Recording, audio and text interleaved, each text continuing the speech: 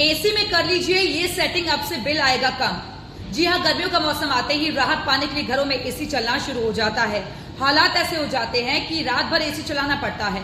AC तो चला लिया, लेकिन आखिरी में जब बिल आता है तो दिमाग चकरा जाता है।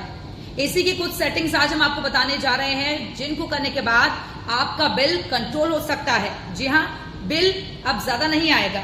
जिसके लिए सबसे इंपॉर्टेंट चीज है वो है टेम्परेचर का ध्यान रखना, एसी का सही टेम्परेचर जानना।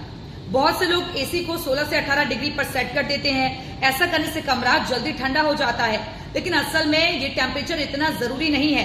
एक्सपर्ट्स की माने तो 23 से 24 डिग्री पर टेम्परेचर सेट करने पर भी कमरा ठंडा रहता है और बिजली की खपत भी कम होती है। दूसरा है स्लीप मोड। इसके अलावा दूसरी ट्रिक है एसी का स्लीप मोड। अमूमन एसी में स्लीप मोड होता है, लेकिन लोगों को इसका सही इस्तेमाल का तरीका नहीं आता है।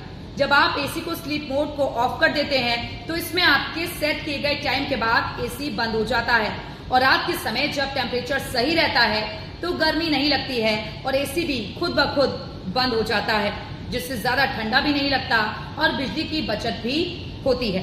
तीसरा है टाइमर सेट करना। जी हाँ, एक और ट्रिक है, वो है टाइमर सेट करना। कुछ एसी में स्लीप मोड की जगह टाइमर होता है। इस सेटिंग में आप एसी को अपने हिसाब से कितनी देर तक चलाना है उसका टाइमर सेट करें और उसे कुछ घंटों के बाद आप बंद कर दें। ये छोटी छोटी सी सेटिंग है, जिसको करने से आप एसी का सही इस्तेमाल भी करेंगे, ठंडा भी रहेगा कमरा और उसके अलावा बिल भी ज्यादा नहीं आएगा।